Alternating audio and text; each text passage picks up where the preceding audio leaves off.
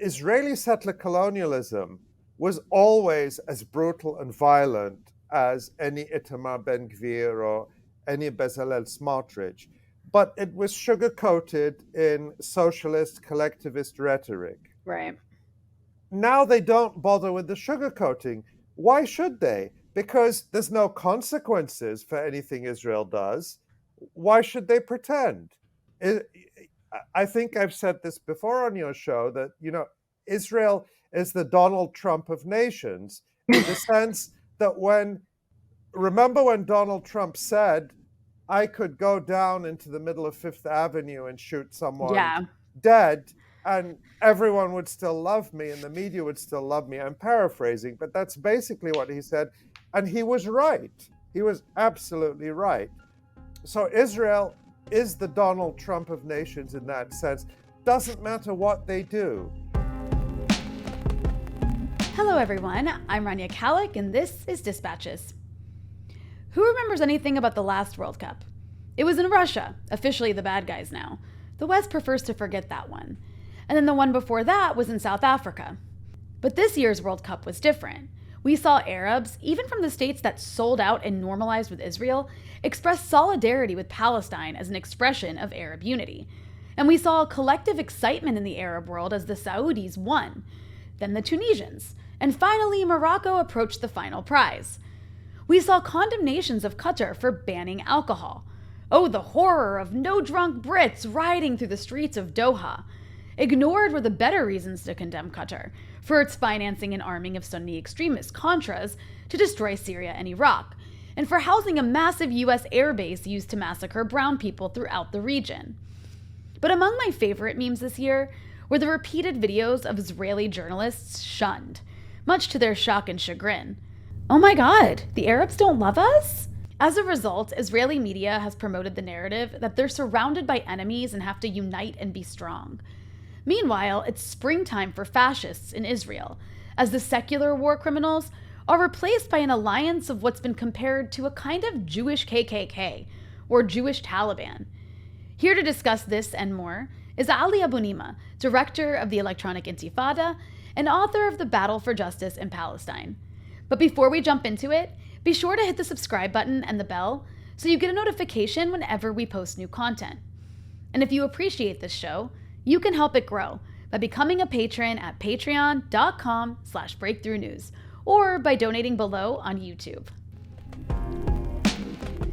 Ali, welcome back to the show. My pleasure, Anya. So we have a lot to talk about, as always. And of course, we're definitely going to get to a little bit of World Cup talk, because this has been, I think, the most interesting World Cup I've ever watched for a lot of reasons. And we'll get into that. But first, I want to talk a little bit about Israel. There's also a lot to talk about there, particularly some of these new figures that are gaining power in the country. We have people like Itamar Ben Gvir, who's received a lot of attention in the West. And then there's more dangerous people. I mean, he's already dangerous enough, but there's more dangerous people like this guy, and I'm going to probably be butchering their names, but Bezalel Smotrich. I don't know how to pronounce his name. Bezalel Smotrich. Bezalel. Okay. And then this guy, Avi Moaz. These are just some of like the sort of most prominent names coming to mind. They seem to be very like true believers in like the hardcore sort of theocratic right in Israel. And they've gained power, or they will have power under this new administration.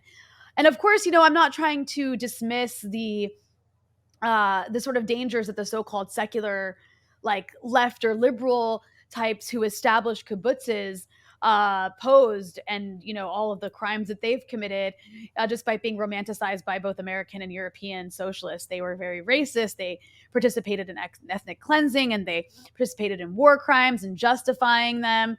Even as they did what Israeli soldiers like to do, which is, kill and then cry while committing them. And then, there is this assumption, right, of like Jewish supremacy in Israel, but like nobody even talks about equality anymore. Even Arab Israelis are being treated like Palestinians to some degree at this point, at least by border police.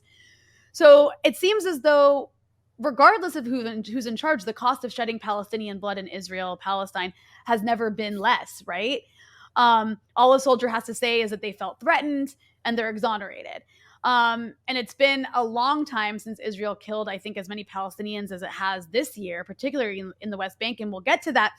But there does seem to be a real difference between the kind of normal Israeli war criminal of the old and then these new religious extremists like Ben Gvir.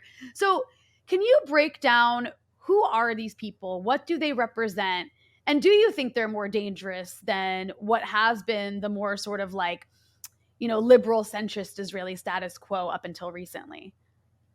Right. That's a really good question because we're seeing this whole freak out among American liberals um, about the fact that Itamar Ben Gvir, for example, and Bezalel Smotrich are going to be given senior positions in the incoming Netanyahu government, and I'll say a bit more about them in a minute. You even have someone like Abraham Foxman, who is the former national director of the Anti-Defamation League. This is one of the main Israel lobby groups in the United States, which masquerades as a civil rights group. And Foxman, who has been retired for several years, recently reappeared with an op-ed sort of hand-wringing about how he's always supported Israel unconditionally, but the latest iteration of its government just means that he won't be able to support Israel anymore potentially. And I'd say the parallel in American politics is how you have all these liberals who suddenly draw the line at Trump. Trump is the worst thing to ever happen. Trump is a disaster. Just getting rid of Trump will restore America's beautiful soul and get us back to the wonderful forward marching country that the United States supposedly is, ignoring how Trump coming to power didn't really disrupt that much in terms of the what has rightly been called the new Jim Crow in the United States. That existed before Trump, it exists after. The wars, the endless wars America wages around the world, that existed before Trump, during Trump, and continues completely uninterrupted after Trump. But you still have this mainstream liberal narrative that somehow Trump is this intolerable injury against the soul of America that needs to be excised. And once you bring back a Democrat, everyone can breathe a sigh of relief and feel proud to be an American again. So that's a rough parallel with how both American liberals and American Jewish liberals as well are reacting to the new Netanyahu government, as well as how some Israelis are reacting to it. So that's on the one hand. So the other hand is, who are these people, and how are they different? Those are the questions you asked. So Itamar Ben Gvir is the head of a list, or a joint list called Religious Zionism, and he's the leader of a party called Jewish Power or Jewish Strength, depending on how you translate it. And he and his supporters and his colleagues are followers of Rabbi Meir Kahane, one of the founders of the violent group, the Jewish Defense League, in New York back in the 1960s, I believe it was. And Kahane was an outright racist. He was he eventually moved to Israel, and he openly espoused the expulsion of all the Palestinians who were not expelled in 1948.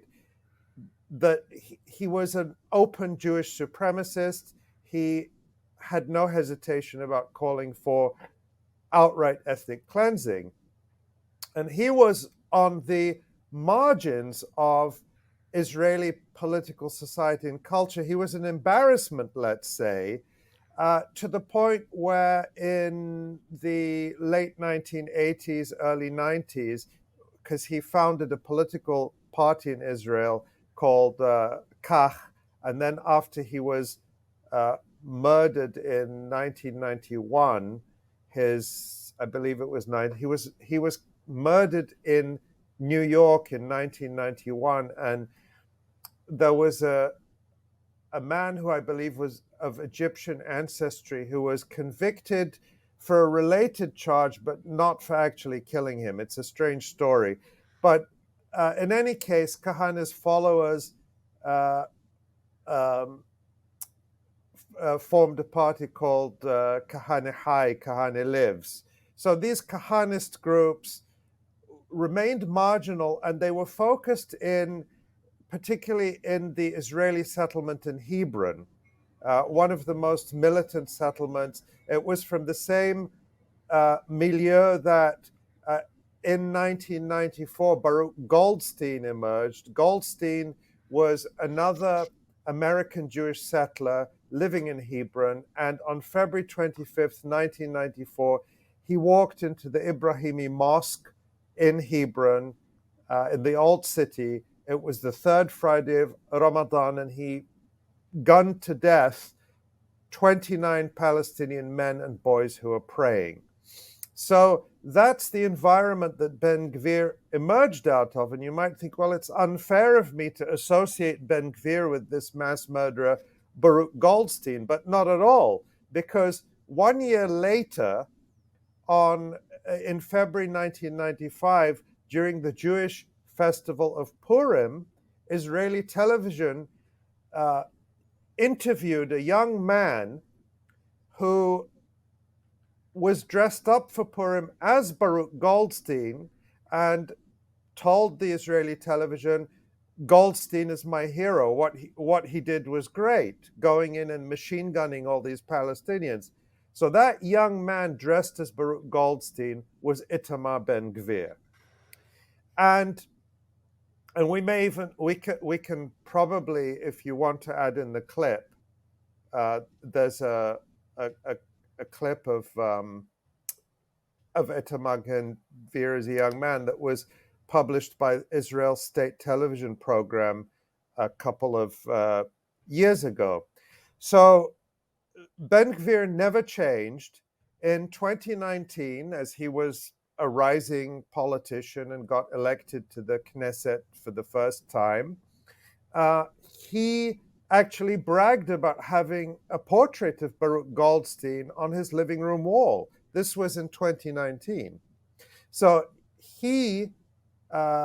so without going into too much of the detail, as Netanyahu has been fighting for his political life in the past couple of years, facing all these corruption charges, and eventually defeated in the election of they've had so many elections, 2019 or 2020 or 2020. Yeah. They've had so many. Basically, he's been out of office for about a year and a half, and then won election, reassembled a right-wing coalition, and fundamental to that was making an alliance with these Kahanists, these people like Ben Gvir.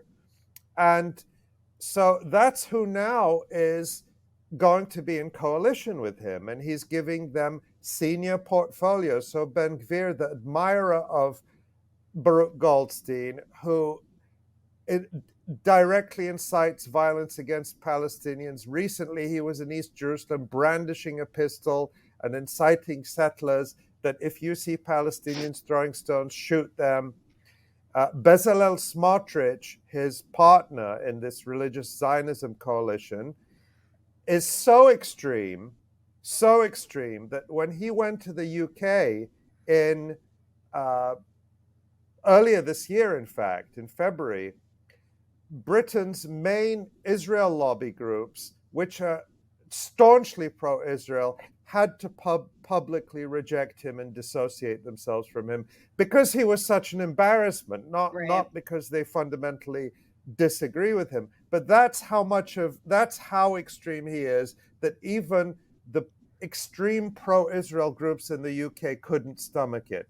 So Ben Gvir is being given a new ministry called Ministry of National Security, which will include oversight of the police. And Smotrich, I don't know if they've finalized his role, but they've been talking about the finance ministry, which of course has immense influence because who controls the budget Right. controls everything essentially. And they've also been talking about giving him effectively a role which, as I think it was the Israeli newspaper Haaretz put it, would make him prime minister of the West Bank. In other words, Right. a special role that would give him control of all the settlements and, more importantly, over the Palestinians. This man who's so extreme that the British Israel lobby had to publicly repudiate him. So, yes, that is, of course, scary on its face. These people are unhinged in their open hatred of Palestinians, even if they've tried for public relations purposes to have a slightly softer image recently. But as I've said previously, when an Israeli government changes, what you're doing is changing the hands that hold the axe that is over the necks of the Palestinians. It's the same axe, and it's going to fall on the necks of the Palestinians, but you've got a different pair of hands holding it. So I think really the difference now is that Israel, its voting public and its leaders no longer see a need to kind of coat Israel in this sort of pseudo-socialist rhetoric as they did in the heydays of the 60s and the 70s with the kibbutzes, when all these supposedly progressive foreign politicians would go to Israel and work on kibbutzes, which were frequently built over the ruins of ethnically cleansed Palestinian villages. So to give an example, Josep Borrell, the foreign policy chief of the European Union, the guy who recently divided the world into the European garden and the jungle. I know you've talked about that on your show. Borrell is allegedly a socialist from Spain. He went to a kibbutz in his youth as a so-called socialist. That was what you did as a European socialist in the 60s and 70s or whenever it was.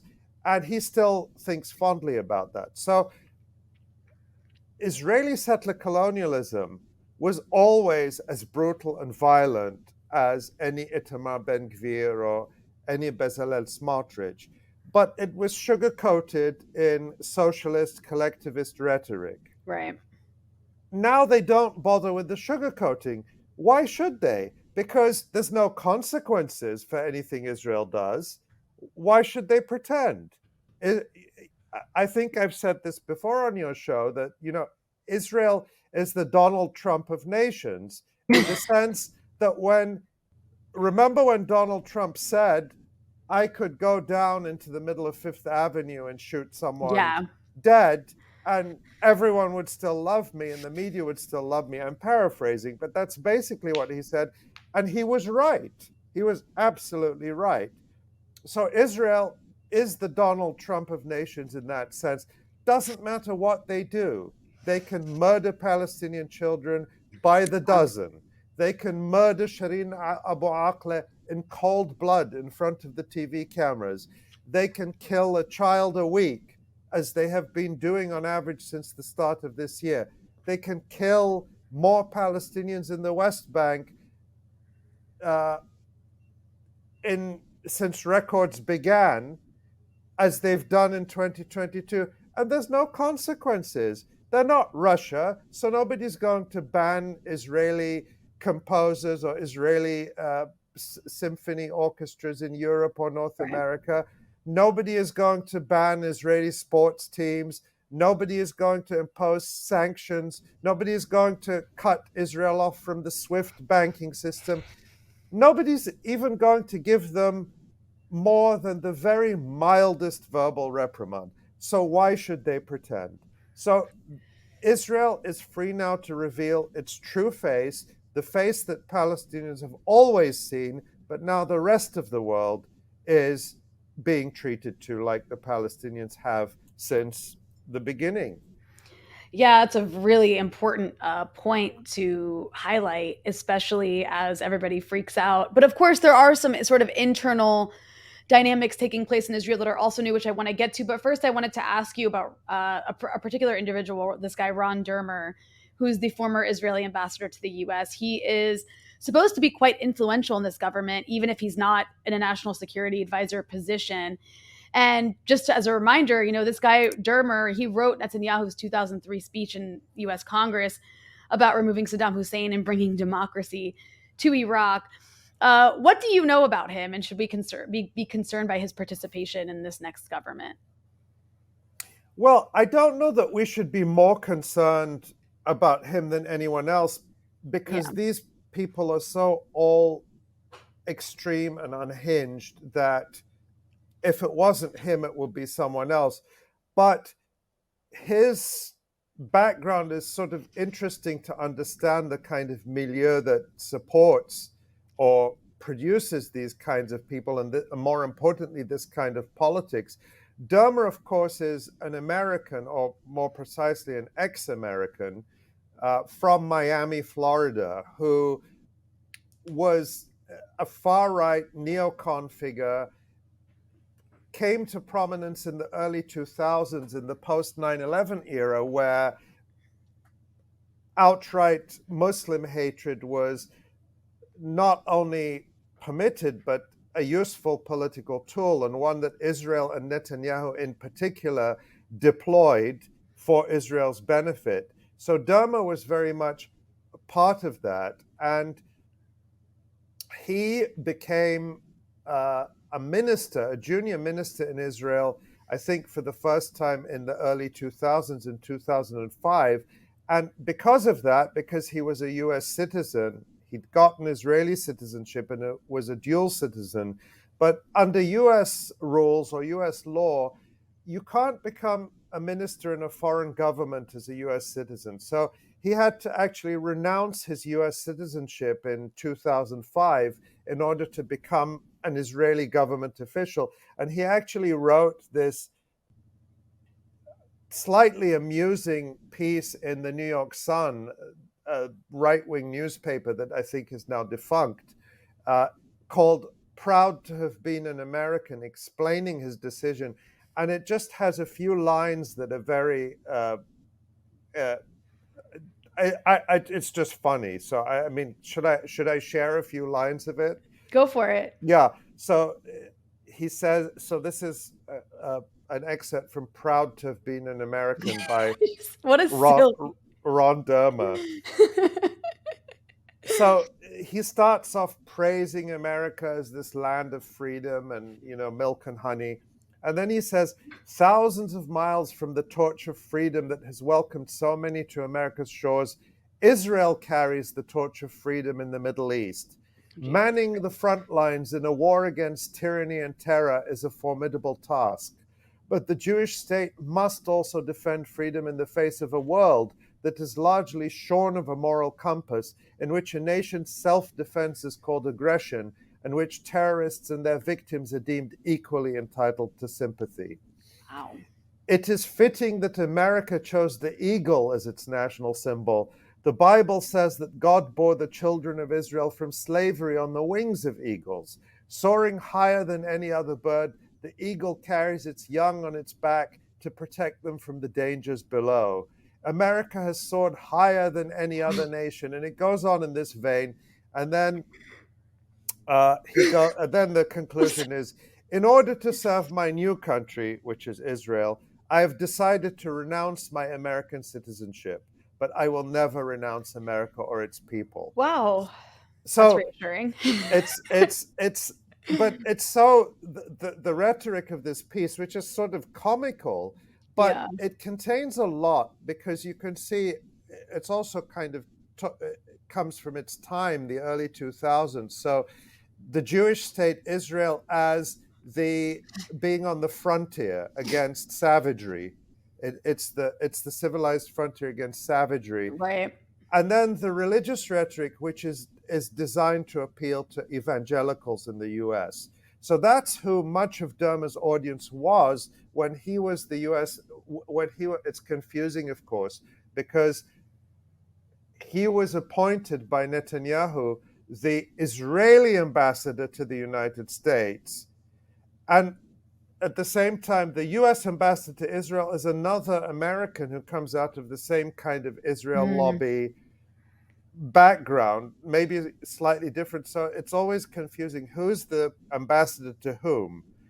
So Derma, when he was Israeli ambassador to the US, his big claim to fame was when he was really the instigator of this huge bust up between the Netanyahu government and the Obama administration over the Iran nuclear talks. You'll remember in, I think, 2015 or so, or 2016, I think it was 2015, when Netanyahu came and spoke to Congress against the wishes of the Obama administration, really embarrassed Obama by coming and giving the speech against the Iran nuclear agreement that Obama was negotiating and eventually agreed to. And Derma was really in the middle of that. So this is who this is. This is someone who is so loyal to Israel that he was willing to give up his US citizenship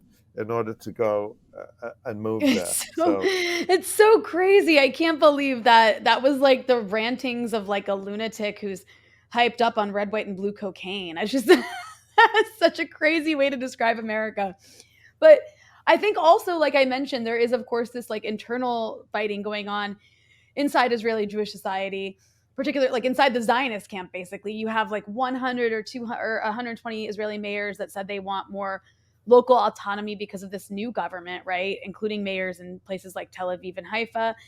And it's also, it's about the education curriculum. And Israel's, of course, very divided, as we know, between secular Zionists who, like, as they see it, they work and pay taxes and go to the military, and then religious Zionists who are divided so it's basically like the liberal kind and the mainstream pragmatic kind, as I'm talking just in the Zionist camp as they see it, and then the kind of like messianic religious crazy like sort of Jewish Taliban type like Smotrich and these other people that you broke down in the beginning. So if you have the secular middle and upper middle class or upper like class that feel like they pay taxes, serve in the military, and then the rest of the people, these like religious crazies, are like parasites. Do you think that these divisions will lead to any sort of explosion of anger or social strife? And I raise that because, even secular fascist types like Ehud Barak, the war criminal and former general and prime minister, are calling for a campaign of civil disobedience. These are people. So Ehud Barak, allegedly from the Labour Party, the historically center-left party that established Israel through ethnic cleansing.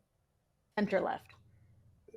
Allegedly, Yeah. the Labour Party. He was Yeah. prime minister, of course, in the mid-1990s. And Ron Huldai, the mayor of Tel Aviv, who markets Tel Aviv as this fun, progressive place which is all about LGBTQ and freedom and a fun-loving techno town where startups are thriving. And that's the image. But Tel Aviv is always, and the mayor of Tel Aviv is always supportive of when Israel is bombing and massacring people in Gaza. Mm-hmm. So these distinctions are, again, to make an American analogy, of course, all these analogies, you can argue with them, they're inexact. But to me, it's like when Nancy Pelosi gives, what was it she did when she did the sort of snide look at Trump, or when she tore up Trump's speech. Yeah, when she tore up Trump's speech theatrically, as if she's so offended by this ogre who offends her sensibilities. But Nancy Pelosi is Voted. in the forefront of uh, stoking war and conflict with China by making her provocative and unnecessary visit to Taiwan, a visit designed and calculated to provoke conflict with China. She's on the forefront of voting for and billions of dollars, tens of billions of dollars to support the regime in Ukraine, which was brought to power in a coup that was led by Nazi groups. Mm-hmm. It's like when AOC goes down to the border to cry for children in cages while Trump is in office, but the children are still in cages, so we read. The policies at the border are not more humane under Biden. They always tweak it a little bit, but fundamentally, it's the same system. Mm-hmm. So it's that. It's about their own comfort. They want to live the way they want to, but they have no fundamental disagreement with how Israel treats Palestinians, just like the Democrats have no fundamental disagreement in terms of the US waging war around the world. On the contrary, if anything, the Democrats in recent years have been more pro-war in many ways. Mm-hmm. They're the ones who hold the line against any, U.S. withdrawal from all these different countries. The exception being Afghanistan, which was the U.S. basically had no choice. But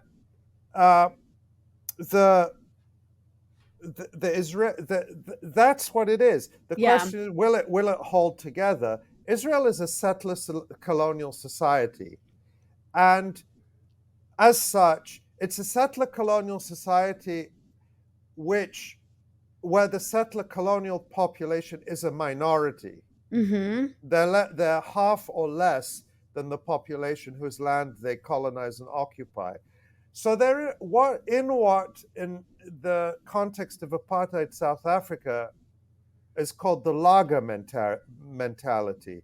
Among whites in South Africa, among the Afrikaners in Afrikaner history and mythology, the lager is which is an Afrikaans word, is sort of the circling of the wagons of the old Afrikaner voortrekkers when they were faced with, all these hostile threats, and then the British came and oppressed them during the Boer War.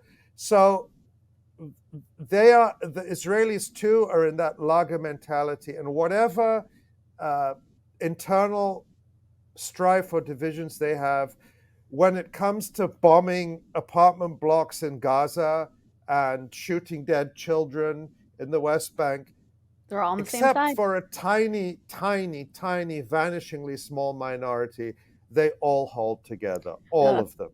There is no difference. And then on the issue of Israel's regional policies, Netanyahu's probably, I think, especially judging by his past behaviors with regard to this and given his sort of precarious position at the moment, he's probably too cautious to get into a war with Iran right now, given the inevitable retaliation and the damage it would do to Israel. And I think the crazy people with him don't have a foreign policy. They just, want to fulfill their religious crusade to conquer the Holy Land. I assume the first steps this new government will take will be demolishing houses in so-called Area C of the West Bank. What do you expect they'll do against Palestinians? Do you agree with that assessment? Maybe you disagree with me on the issue of Iran but it seems like they're more focused on sort of the internal conquering as they see it. Well, as the saying goes, can't we? What is it? I'm like George W. Bush in that famous moment when he forgot the saying he wanted to say. But yes, can't we walk and chew gum at the same time? There it is. There it is. So I think they are going to focus on Iran. But remember, Israel's strategy has never been about going to war directly with Iran. It's always been about goading and trying to get the United States into a war with Iran. So I don't expect that will change. Of course, remember that Netanyahu already succeeded in his major goal, which was destroying the JCPOA, the Iran nuclear deal. And despite Biden coming back and saying that he wanted to restore the deal, he hasn't done that and he won't. And at this point, you have much more informed people on Iran, like Dr. Mohammad Marandi, come on your show, who can explain this better than I can. But at this point, I think if I were in Iran, I would be saying, what would be the value of restoring the deal? First of all, you can't trust the United States to stick to it. Right. We've seen that in the context of Ukraine recently, where Angela Merkel came out and admitted that the West never intended to implement the Minsk agreements in 2015. It was all about just giving Ukraine time to rearm, to be used as effectively a battering ram against Russia. Right. So it's the same with the Iran agreement. They could come to an agreement, and then in a year's time, when you have a new president, the U.S. could just tear it up again. Exactly. So Netanyahu has already achieved his major goal. So if there is any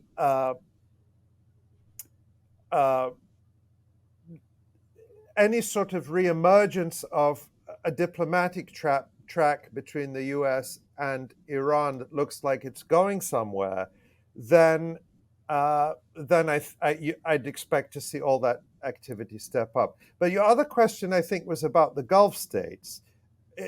Well, it wasn't, but please speak on that, because I mean, actually, that would have been what I wanted to ask you about too. Is I think that Netanyahu is also very keen on strengthening his alliance with these countries, right? Yeah, that's what I thought I heard you saying.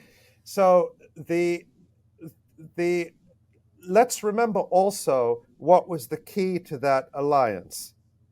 So Israel, the Gulf states, which would include, of course, Saudi Arabia being the biggest one of them, the United Arab Emirates, Oman, Qatar, Kuwait, Bahrain, and so on. So this started, of course, it started many decades ago, but let's just go back to 2020 with the signing of the so-called Abraham Accords, which was Donald Trump and Jared Kushner's biggest achievement. It was marketed as this breakthrough that Israel now had formal diplomatic relations with the United Arab Emirates, Morocco, which is, of course, in North Africa, but that came in at the same time. Sudan, they agreed in principle to form diplomatic relations. Bahrain, where they went all the way. And Oman also made some steps. Netanyahu actually visited Oman. And the big prize, though, was going to be normalization with Saudi Arabia. It was always understood that Saudi Arabia would come last, but it was also clear that this whole process of normalization between the United States' Israeli client and its Arab clients could only happen with the blessing of Saudi Arabia. So, of course, Israel would want to continue with that process. But look what has happened geopolitically in the relatively short time that Netanyahu was out of office, between the time he left office in June of 2021 and came back now at the almost at the beginning of 2023. Mm-hmm. Things have shifted in the region. What was the incentive for Saudi Arabia to cozy up to Israel, something that is deeply, deeply, deeply unpopular across the region, including undoubtedly with the Saudi population? It's that this was the way to ensure to buy yourself more American protection. Right. Because the Saudi regime depends on American protection, ultimately.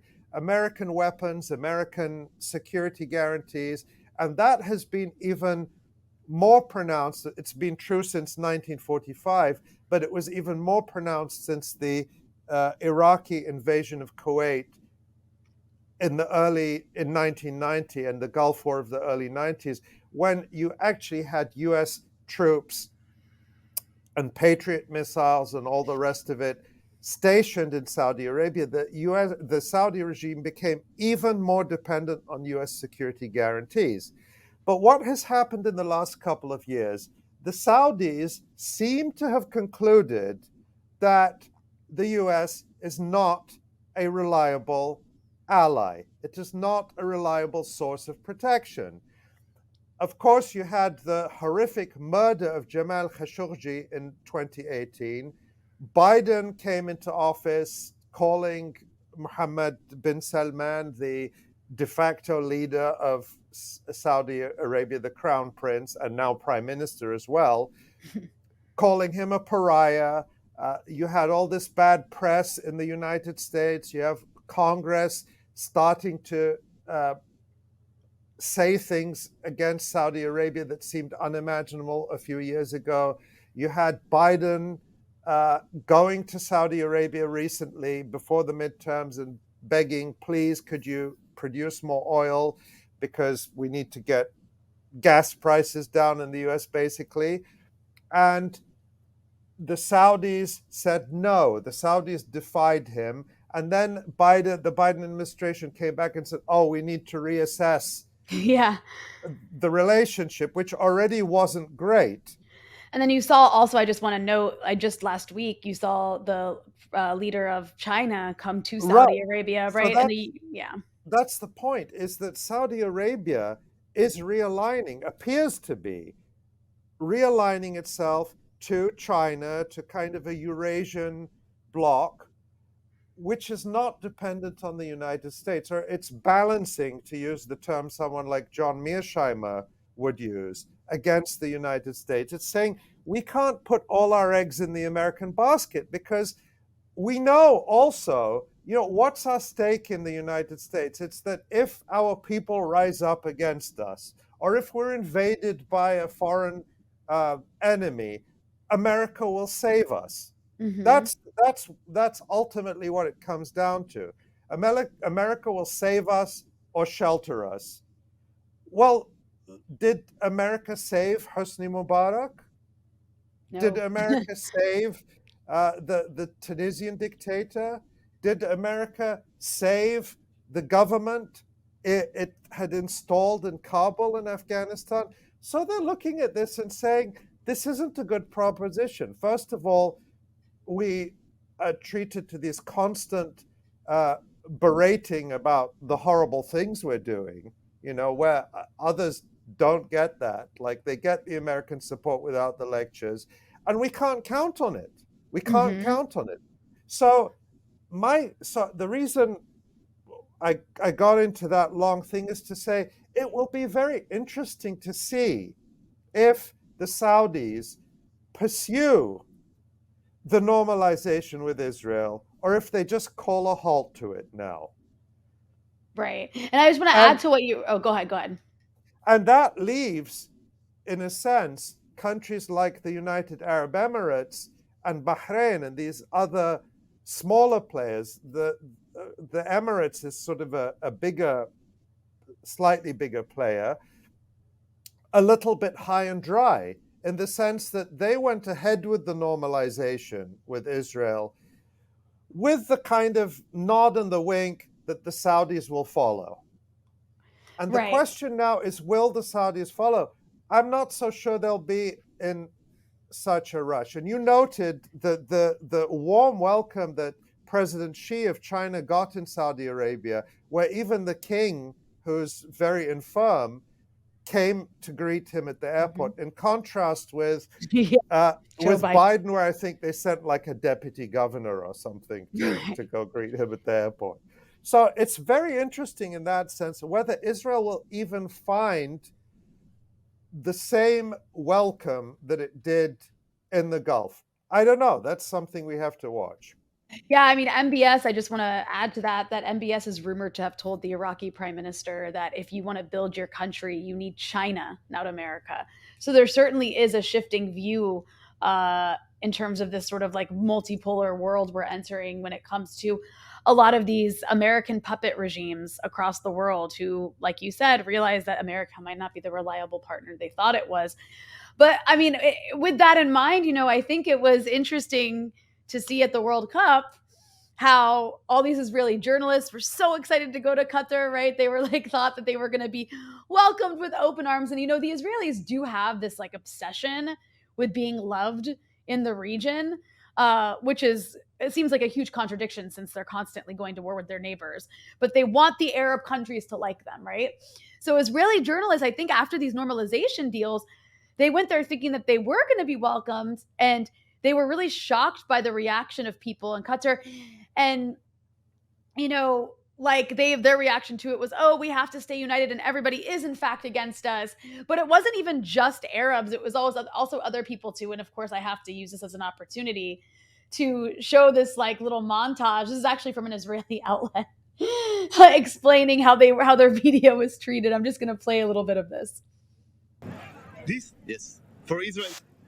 No, no. Yeah. No. Okay. No, thank you. Why? I'm sorry. Thank you. Arabic. Sorry, please. You are not welcome here. Even if this is Qatar, it's our country. You are not welcome here.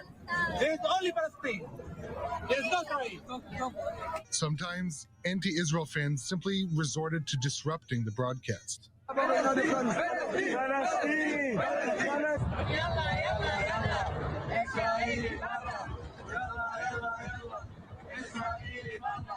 On many occasions, Israeli journalists have found themselves shunned by Arab fans. مرحبا اهلا شو اخبارك؟ الحمد لله انت من لبنان؟ ايه انا من اسرائيل يا اخي انت من اسرائيل؟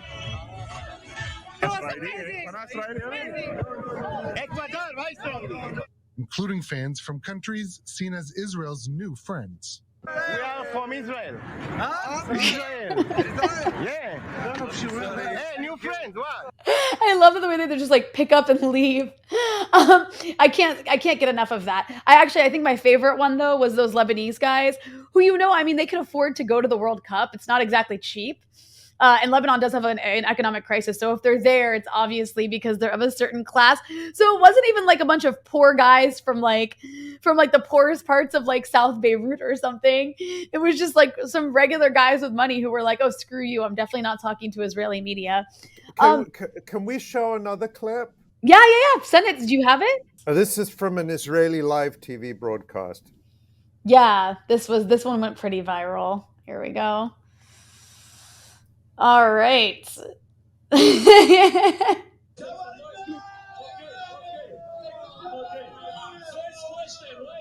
First question, is it coming home?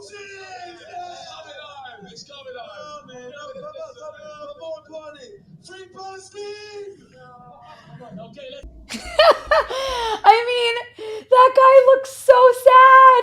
Like the look on that reporter's face is like, priceless. Yeah, and because you don't, Priceless. it's like you don't expect it from those guys necessarily. No. It's like They're like, wait, these are safe. They're whites. They'll be on our exactly. side. They're just like these white English lads who are just so excited incredible that England just beat Senegal 3-0 or whatever it was. And he says, but more important than England winning the World Cup, free Palestine. So I love that so much. Look, of course it's given everyone so much joy and happiness. A lot of people are saying, of course, they're pointing out that the Israeli media shouldn't be in Qatar in the first place. Mm-hmm. The reality is, given the bias, of course, remember, apartheid South Africa was kicked out of FIFA for apartheid. They weren't allowed to participate in FIFA events or in the World Cup. But nowadays, it's so unimaginable that you could host any FIFA event without normalization. So that's the price of hosting an event like this. But nonetheless, this really shows that difference between the people and the regimes. And what's interesting, of course, you'll know that Egypt and Jordan both signed peace treaties with Israel decades ago, Egypt in 1979 and Jordan in 1994. And those were called a cold peace. In other words, yes, there's a formal agreement, but the people still hate Israel. Go Right. to Jordan, people generally hate Israel for what it does to the Palestinians. People in Egypt hate Israel for what it does to the Palestinians. Mhm. So when the Abraham Accords were signed, the Israel and the UAE, Israel and Morocco, etc., there was all this happy talk about, oh, this isn't going to be a cold peace like with Egypt and Jordan. This is going to be a warm peace, a Mhm. people-to-people peace. And the Israelis believed their own propaganda. They thought that those people in the Gulf, what do they care about Palestine? We have more in common than we have between us. We're going to go there and they're going to love us. And of course, it hasn't been that way. And the World Cup has showcased that. And of course, it's still a somewhat controlled media environment. But because the World Cup was held outside of Europe or North America, it's been much harder for them to control the messaging. Mhm. And the fact that this was in an Arab country, there's this sort of lift that people get from seeing Arab teams doing reasonably well. You had Saudi Arabia playing really well in the beginning and beating Argentina. I think you have to know sports is not my thing, so I'm impressed when I can remember these things. I hope you are too. But So impressed. and then Morocco going as far as it has gone, and we're Mhm. recording this before the big game with France, so we don't know what's going to happen yet. And having Palestine really mentioned so much is really like annoying the Europeans and Americans to no end. We've seen in German media, for example, including supposedly left-wing German media, claims that this is all anti-Semitism, that the Mhm. showing of the Palestinian flag is anti-Semitism. They're just so bitter that people are showing all this support for Palestine. And it's in this celebratory context where this is being held in, outside the control of the traditional football powers and it's being held outside the garden, to use. Mhm, it's being held, and people can get visas. People can actually go. I mean, if this was happening like in Germany or the US, this many, and also be so much further away, this many fans, this many Arab fans And it will would be not happening. And it will be happening. The next in the US. World Cup is being jointly hosted by Canada, Mexico, and the US. It will be interesting to see if all the people who are so upset about human rights in Qatar are going to be calling for a boycott of the World Cup in the United States and Canada because of their ongoing genocides against indigenous people and the system of new Jim Crow we have in the United States, the horrific police violence, the horrific human rights abuses at the border and so on.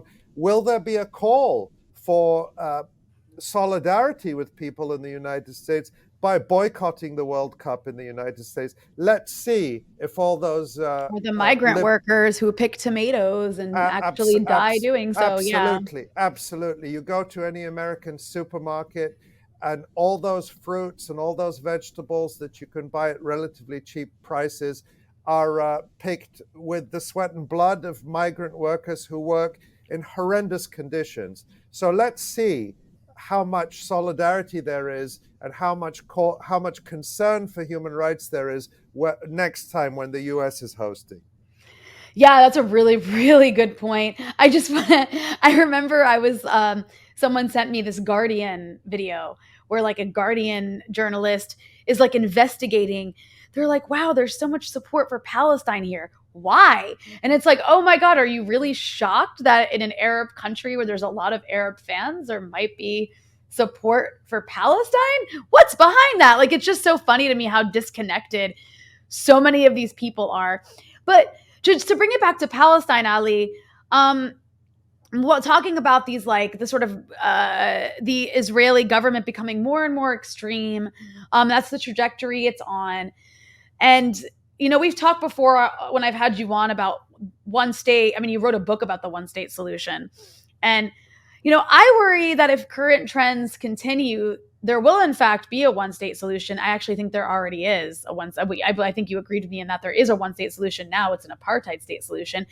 But the ultimate one would be not the kind of state that we want, but instead this kind of this like total Jewish domination over Palestine that will lead to a more overt apartheid system across all of historic Palestine, and then the eventual expulsion of non-Jews to Jordan, right? And then Jordan would become this kind of de facto Palestine, which is something that these Zionists have been dreaming about since at least the 1980s. They even already say, oh, Jordan is, you already have a Palestine. It's called Jordan. And there are these people that we're talking about, the Kahanists we're talking about, they do openly talk about expelling Palestinians, even those inside the Green Line, to Jordan.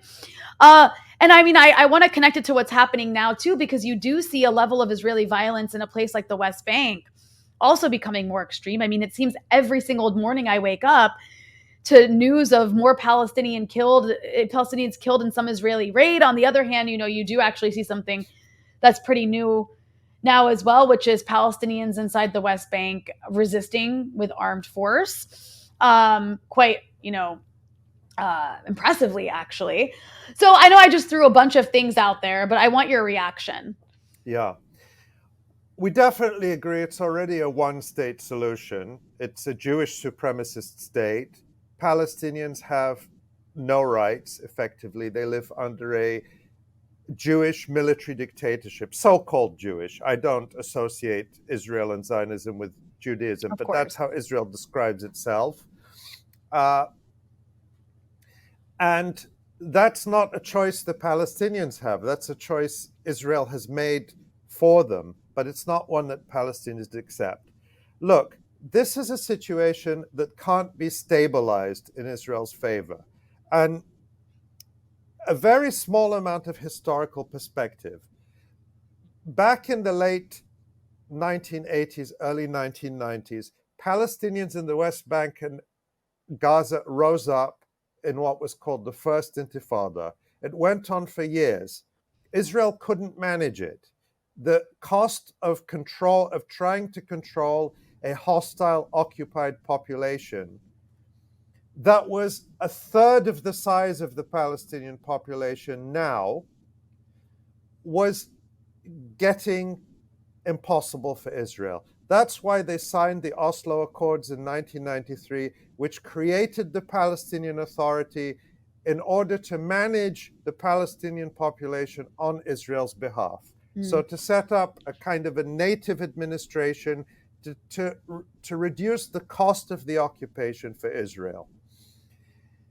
Israel has gone through periods of a few years where things look like, okay, we finally managed to subdue the Palestinians, everything's going great, we're building our settlements, we're trading with the world, everyone loves us, we have diplomatic relations everywhere, but it never lasts because the situation cannot be stabilized in Israel's favor, because you have a people that is living under the jackboots of occupation and will not accept it. And this Palestinian population within historic Palestine is now the majority, and they will not be suppressed and they will not accept it. So resistance may come in waves, it may go, Israel may succeed in suppressing it here for a little bit or suppressing it there for a little bit, but it will reemerge. And that's what we're seeing now. It's reemerged in Gaza to the point where Israel does not have a free hand in Gaza. Yes, it has overwhelming military strength, but it doesn't have a free hand. Israel can't invade Gaza the way it used to because they know that the cost of sending soldiers in, just in terms of soldiers killed or captured, would be very high, and it's not one they're willing to sustain, and certainly not for a long time. And in the West Bank now, we've seen the reemergence of a much more sophisticated armed resistance, which is capable of targeting the army, targeting soldiers, making life for the settlers very difficult.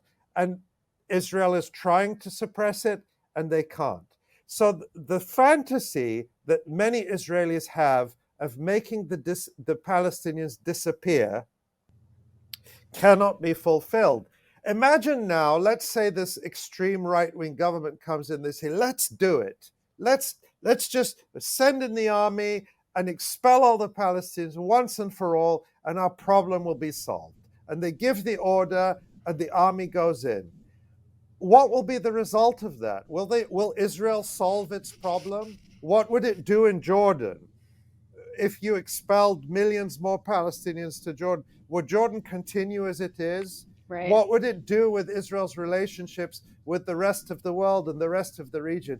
In other words, you quote unquote solve one problem by creating a Many million more. others. Right. So Israel cannot stabilize this situation in a way that produces what it wants, which is an unchallenged Jewish supremacist state with no resistance.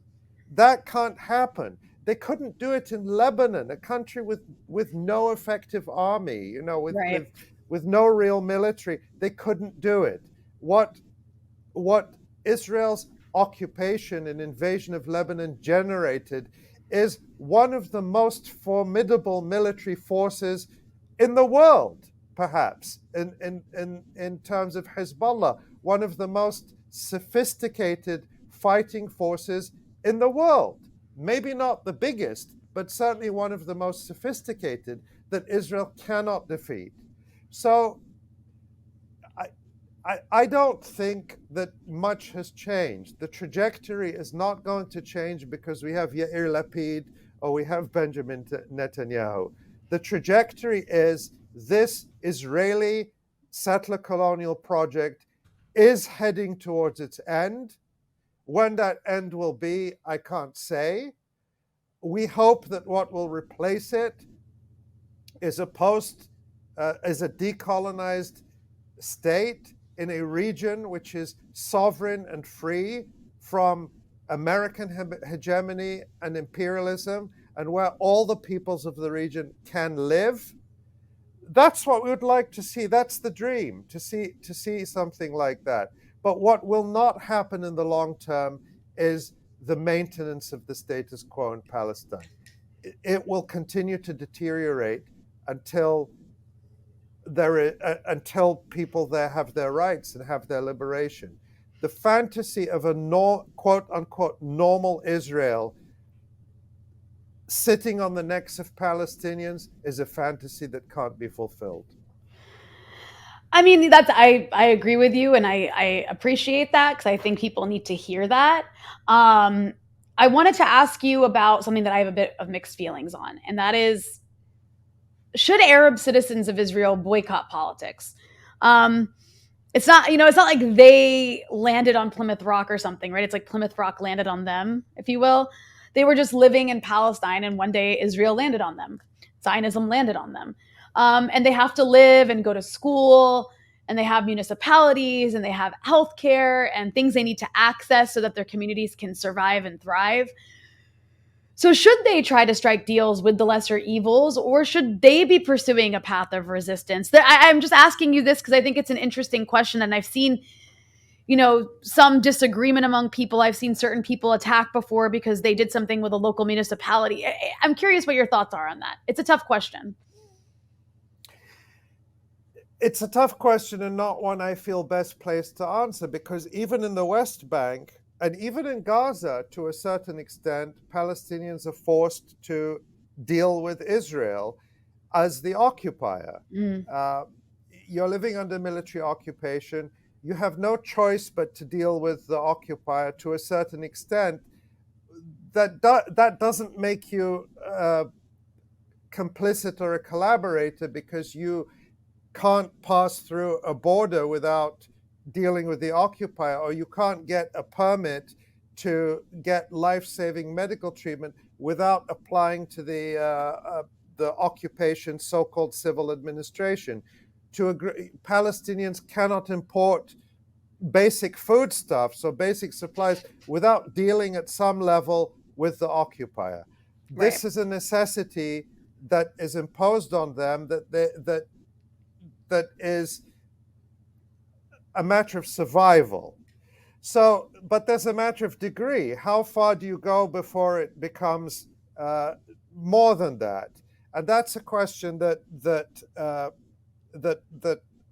arises. So Palestinian citizens of Israel are in the same boat, even if the details and the circumstances differ. They still have to have schools and go to school. They still have to want to have their children educated, and they cannot exist in a situation where they don't deal at all with the Israeli state. Mm-hmm. Just by reality. The same was true of black people in apartheid South Africa. It wasn't because they wanted to deal with the state. It was a reality that was there. The question arises about whether participating, for example, in the Knesset elections is of any value. There's always the liberal argument that by being there, by representing, we can fight more for our community, we can represent them, we can change things, or whatever it is. But you have to look at the outcomes and say, what have you succeeded in doing? Israel's government is more openly racist and more openly Jewish supremacist than ever. So clearly this has had no moderating influence. And at a certain point, we saw after Netanyahu fell from power in 2021 and this new coalition came to power with for the first time, the open participation of a small Arab party that had 3 MPs, and how that became such a useful propaganda talking point for Israel and its lobby around the world to say, look, Israel has this rainbow government. You've got the religious Zionists, and you've got the centrists and the secular people, and you've even got the Arabs and the Muslims in it. So at a certain point, you have to ask whether you're simply providing a fig leaf to the existing regime. And those are questions that Palestinians in Israel undoubtedly debate, and it's not a debate it's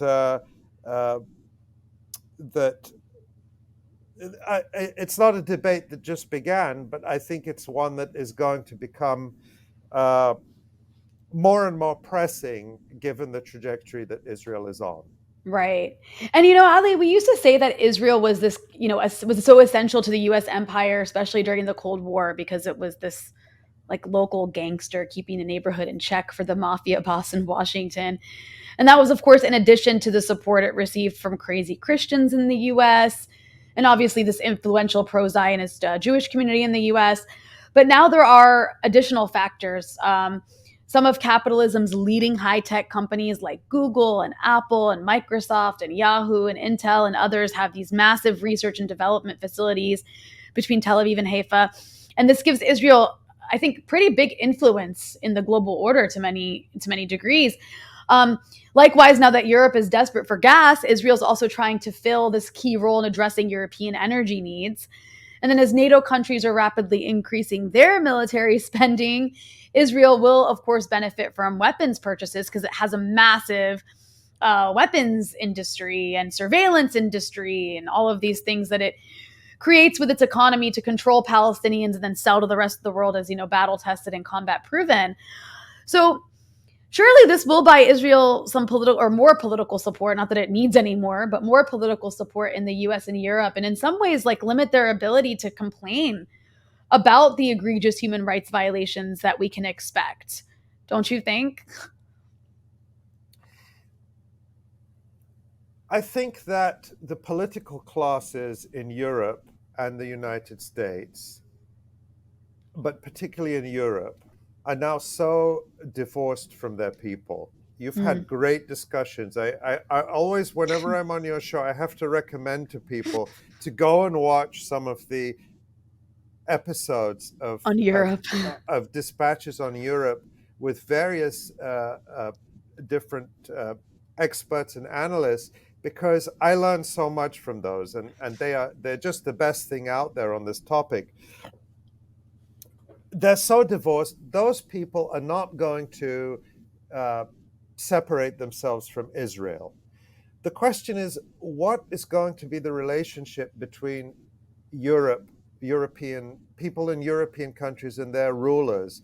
It just seems to me these regimes at the national level and the EU at the supranational level are losing so much legitimacy, and that is going to be uh, exacerbated as the energy crisis, which is going to get worse next year as the stored Russian gas reserves run out that the Europeans filled their tanks with, and as they find that it's very difficult to replace those supplies, as the economy starts to really feel the shock of this.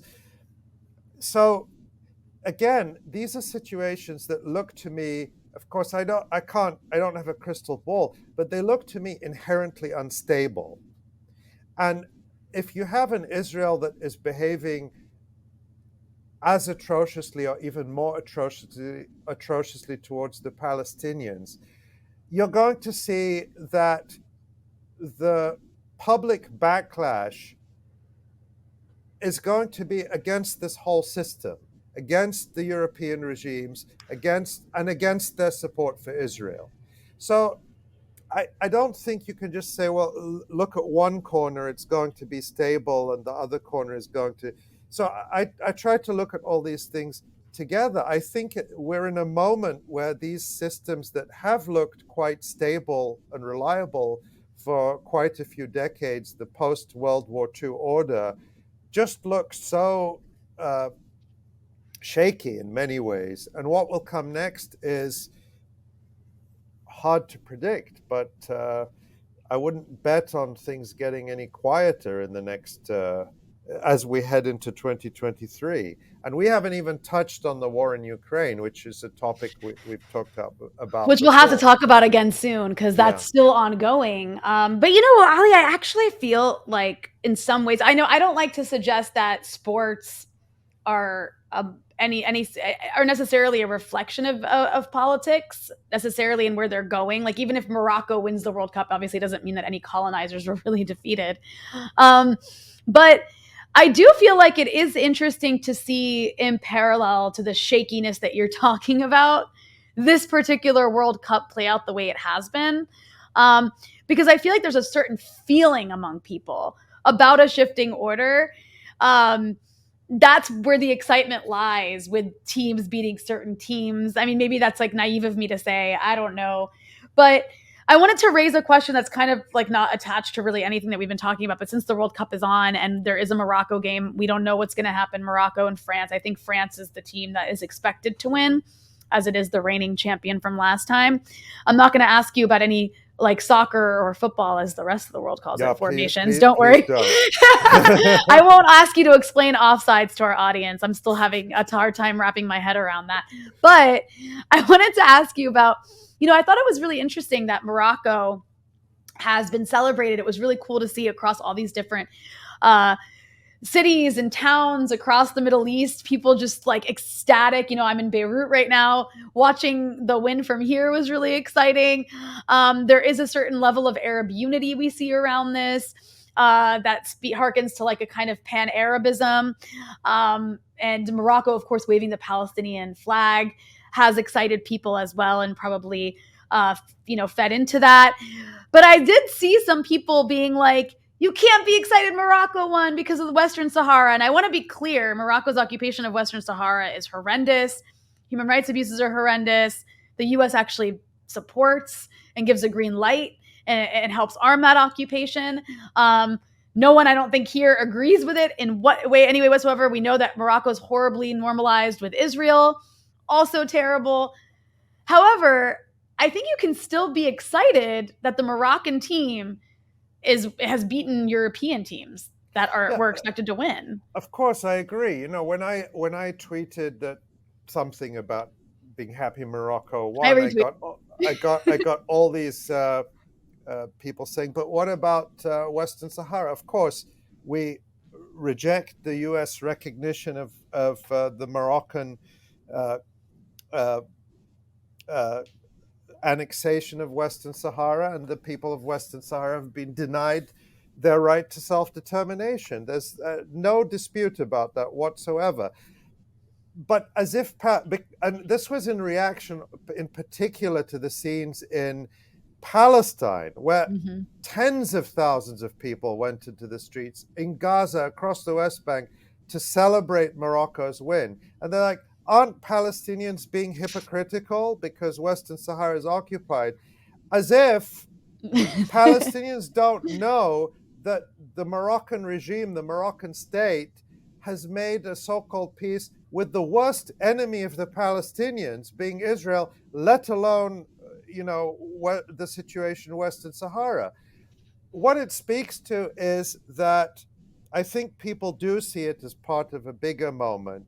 So I think this reaction is partly about Morocco. Among the Moroccan people, I can say this from traveling to Morocco, I've never seen such strong support for Palestine among the Moroccan people. And that has not changed just because the regime, which has had relations with Israel going back decades, signed a piece of paper with Israel.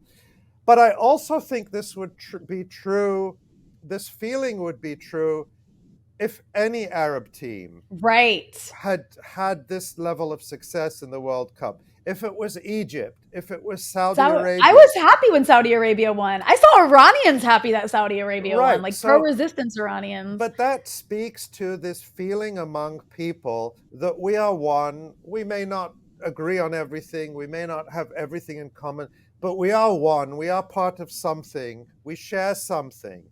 And that's what people are expressing with this euphoria about Morocco, as well as specific support for the Moroccan team.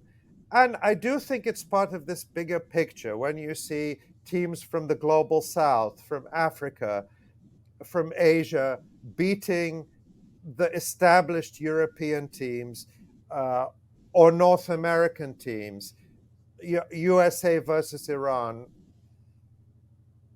USA won. But people look at it through that lens as well, which is both geopolitical but also emotive. And it's no secret I'm not the biggest sports fan, but I like to see sports. Wouldn't it be great if we could, it sounds sort of silly and idealistic, but if this was a way to work out national and geopolitical differences it would be less bloody. War, it would be and less the bloody. other model, the standard model of the way sports is represented at the international level is a competition among states and nations, which of course is still there, but it's also fun to see people cheering for a country that is not theirs, even if they identify it through language or through something else, to see this sort of pan-national or transnational solidarity and support is also interesting and fun. And it's been a tough few years for the world. It is tough for a lot of people. Yeah. And it just seems to be that this World Cup has been more interesting and brought a lot more joy at a time when people needed it than perhaps in future years. It's still a legitimate question to decide whether the tens of billions that would have been spent on this is the best use for that kind of money. But that is certainly true. I've always been a critic of these international mega events, things, the Olympics and so on, which are often a boondoggle that saddle countries with debt for years, if not decades. That's still a fair question. But that's true not just of Qatar and this World Cup. Yeah. No, I think it's also really important, like you noted, that you have this support for teams that are not your country, especially in a region that, it's not like people chose the borders here. Like they were colonially imposed on this region. So whenever there's like reaching across borders to support because of some level of unity or shared language or shared culture or whatever, I think that's really exciting. On that note, Ali, I want to thank you. I don't even always get to all my questions when I have you on because we always have such a good discussion and there's never enough time. So I love that I get to have you on so regularly. I hope to have you on again soon in the future. Can you please remind everybody where they can follow your excellent work? Yes, thank you, Rania. And I always have such fun. I always feel bad because I like, did we actually talk about the things? An hour flew by. Did we touch all the topics we said? But I have a great time, and I love your show. You can find me. I don't know if it's on screen. My Twitter handles Ali Abunimah. I'll put it in the description. Great. And then you can find the work of me and my colleagues, a brilliant team of writers, editors, photographers, journalists at the Electronic Intifada. Just search for us or find us at electronicintifada.net. And we have also on YouTube, if you're watching this on YouTube, scoot over to the Electronic Intifada's YouTube channel and watch some of our great shows and podcasts, including an episode we had with Rania a little while ago, which is still one of the finest episodes we've done. So really fantastic podcast, excellently produced, great hosts. I will include links to all of that in the description. Ali, thank you so much. Thank you so much, Rania. Thanks for watching, everyone. If you want to see more progressive anti-imperialist content like this, make sure you hit the subscribe button so you can stay up to date with the latest breakthrough news content. And if you want to support our work and get access to exclusive content, head over to patreon.com/breakthroughnews.